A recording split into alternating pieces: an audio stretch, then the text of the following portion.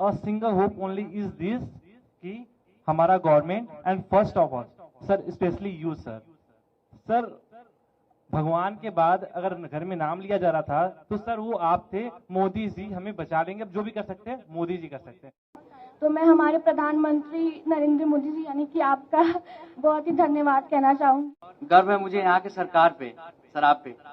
जैसे उन्होंने मुझे देखा, आपको इतनी दुआएं दी हैं कि आप हमेशा खुश रहे, आप हमेशा जिए। संकट के समय स्वाभाविक है, क्योंकि अगर कोई बच्चा गुस्सा भी करता है तो मैं मानता हूँ ये स्वाभाविक है भाई। इतनी मुसीबत से आया है और इतनी ठंड में इतना चलना, तो ये बहुत स्वाभाविक है। अगर किसी बच्चे को, उसके माँ बाप को भी अगर गुस्सा है, इवन मेरे लिए, तो भी मेरा मत है कि उसका एक गुस्सा जायज है। जायज है, खैर जब समझेगा, मन शांत होगा तो फिर प्यार भी करेगा। जीवन में आप लोगों को ऐसे अनुभव से गुजरना पड़ा है, इतनी छोटी आयु में, वो भी दूर, अकेले। मैं कल्पना कर सकता हूं कि किस प्रकार की मानसिक परिस्थिति से आपको गुजरना पड़ा होगा। कठिनाइयों के बीच भी हम ठीक से अभी इवैक्यूएशन कर पा रहे हैं। हम लोग तो उम्मीद भी छोड़ दिए थे कि वापस इंडिया जा पाएंगे, क्योंकि 2 मार्च की हम लोग की फ्लाइट थी जो कि कैंसिल हो गई थी। जब इंडियन एम्बेसी और गवर्नमेंट वर्क किए तो हम लोग को एक नया उम्मीद मिला कि वापस इंडिया जा पाएंगे। All thanks to Indian government. I don't think कि विदाउट इंडियन गवर्नमेंट हेल्प हम इंडिया वापस सेफली आ पाए। हमारी इंडियन गवर्नमेंट ने बहुत अच्छी सुविधाएं दी, हमारे लिए फ्लाइट्स अवेलेबल थे, हमें एयरपोर्ट जाने का एकदम आराम से सुविधाएं मिली, खाने पीने कोई दिक्कत नहीं हुआ। बहुत अच्छे से हमारे बाकी सारे स्टूडेंट जो फंसे हुए थे वो कल भी लैंड कर गए हैं, कुछ आज लैंड कर गए हैं। थैंक यू मोदी सर, हम लोगों ने बहुत आराम से हम वहाँ से निकल गए हैं। बॉर्डर क्रॉस करने के बाद इंडियन एम्बेसी ने हमें बहुत ही सुरक्षित तरीके से हमारे कंट्री में पहुंचाया। तो मैं हमारे प्रधानमंत्री नरेंद्र मोदी जी यानी कि आपका बहुत ही धन्यवाद कहना चाहूँगी कि आपने मुझे मेरे घर तक सुरक्षित पहुँचाया। और मुझे विश्वास है कि और भी जो बच्चे फंसे हैं आप उन्हें भी जल्द से जल्द उनके घर पहुँचा देंगे। सर 24 तारीख को जब अटैक हुआ तो हमें लगा था कि हम यहाँ से अपने देश वापस नहीं जा पाएंगे। और सर 2 रात हम ऐसे गुजारे जैसे लगा है कि हम मौत को कितने करीब से देख चुके हैं। बट सर मुझे गर्व है कि मैं भारत देश का वासी हूँ और गर्व है मुझे यहाँ के सरकार पे, सर आप पे। और सर सबसे ज्यादा गर्व मुझे महसूस होता है अपने तिरंगे पर। जब हम इवैक्यूएशन से आ रहे तो हमें ऐसी नोटिस मिली थी कि आप अपने बस के आगे और खिड़कियों पे तिरंगे को लगा दीजिए, ताकि जब रशियन आर्मी देखेगी तो आपके केवल तिरंगे से वो आपको टच भी नहीं करेगी। और सर ये मेरे लिए बहुत बड़ी बात है कि मैं ऐसे महान देश में पैदा हुआ। उस ड्यूरेशन में हमारे पास कोई होप नहीं था। A single hope only is this कि हमारा government and first of all sir specially you sir भगवान के बाद अगर घर में नाम लिया जा रहा था तो सर वो आप थे। मोदी जी हमें बचा लेंगे, अब जो भी कर सकते हैं मोदी जी कर सकते हैं। अब इससे बड़ा हम कुछ कह ही नहीं सकते सर। पेरेंट्स सब होप खो देते हैं सर, क्योंकि हमें बचाने के लिए हमारे पेरेंट्स कुछ भी कर सकते हैं, पर उस सिचुएशन में sir parents can't do anything and that time they are all wishing from God and they are always, I have no word sir. घर में 100 बार नाम सिर्फ आपका लिया जाता था कि मोदी जी कुछ कर लेंगे, वो ही कुछ कर सकते हैं, अब कोई कुछ नहीं कर सकता। First of all I would like to say that पहली बार हमने इंडियन झंडे की ताकत देखी।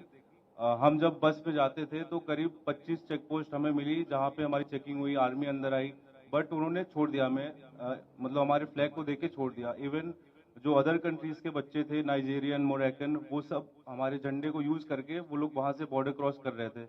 तो sir thank you so much for evacuating us, thank you so much sir. मेरी दादी ने मुझे ये बोला था कि क्योंकि मेरे फादर आर्मी में है तो उन्होंने बोला था कि तुम्हारे पिताजी ने तो ये वॉर नहीं देखा जो तुम फेस करके आ रही हो, लेकिन उन्होंने ये कहा कि मोदी सरकार जी पे पूरा भरोसा है कि अगर कोई नहीं तो वो तो आपको जरूर ही निकाल देंगे। जब अटैक हुआ था उस 24 को तो 25 को हम सारे राशन की लाइन में लगे। हमें लगा कि 1 हफ्ते लग जाएंगे हमें इवैक्यूएशन के लिए, लेकिन हमें 26 को ही मैसेज आ गया कि आज आपका इवैक्यूएशन है। हम बॉर्डर पहुंचे, फिर वहां से हम रोमानियन बॉर्डर को क्रॉस किया और फिर वहां से इंडियन एम्बेसी ने हमारा बहुत साथ दिया। हमें तुरंत इवैक्यूएट किया गया, फ्री फ्लाइट्स, फ्री एवरीथिंग। मेरे पास तो इंडियन करेंसी भी नहीं थी लाने के लिए कुछ भी। तो हम लोग सो ही नहीं पा रहे थे कि अटैक हो गया, अब हम लोग के साथ भी कुछ भी हो सकता है। और जब हम लोग स्टडी के लिए गए थे, उसके जस्ट एक हफ्ते बाद मेरे पिताजी का देहांत हो गया। तो उसके बाद मेरी मम्मी इतना ज्यादा पैनिक होती थी हमेशा कि तुम कब आओगी, कैसे आओगी, अब मैं कुछ कर भी पाऊंगी कि नहीं कर पाऊंगी। तो उनके पैनिक होने से मैं भी पैनिक हो जाती थी। तो जैसे ही उनको पता चला कि सरकार ने इतना इंतजाम किया है, आ जाऊंगी, जैसे ही उन्होंने मुझे देखा, आपको इतनी दुआएं दी हैं, इतनी दुआएं दी हैं कि आप हमेशा खुश रहे, आप हमेशा जिए। उसके बाद हम लोग को जरा सी भी दिक्कत कहीं भी महसूस नहीं हुई। हमारा इंडिया इतना अच्छा है कि हमारे फ्लैग के जरिए दूसरे नेशंस के लोग निकल रहे हैं। तो thank you so much sir, thank you so much. हमारा देश मजबूत हो, इन सारी समस्याओं का समाधान उसी में है।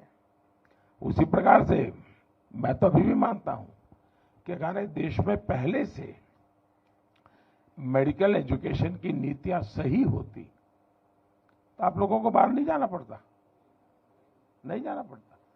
कौन माँ बाप चाहते कि इस छोटी उम्र में अकेले भेज दे? कोई माँ बाप नहीं चाहता। लेकिन अब लगे हैं। देखिए, पहले करीब 300-400 के बीच में हमारे यहाँ मेडिकल कॉलेज थी, अब हम करीब 700 तक पहुंच गए हैं। हर जिले में मेडिकल कॉलेज कर रहे हैं। पहले हमारे देश में कोई 80-90 हजार के बीच में सीटें थी, अब पिछले 5 साल में हम उसको 1.5 लाख तक पहुंचा दिया है। यूपी में भी नए 2100 विद्यार्थियों के लिए सीटें बनाई हैं। यहाँ प्राइवेट मेडिकल कॉलेज भी करीब करीब डबल हो रही है। और मेरी कोशिश है कि हर जिले में मेडिकल कॉलेज हो।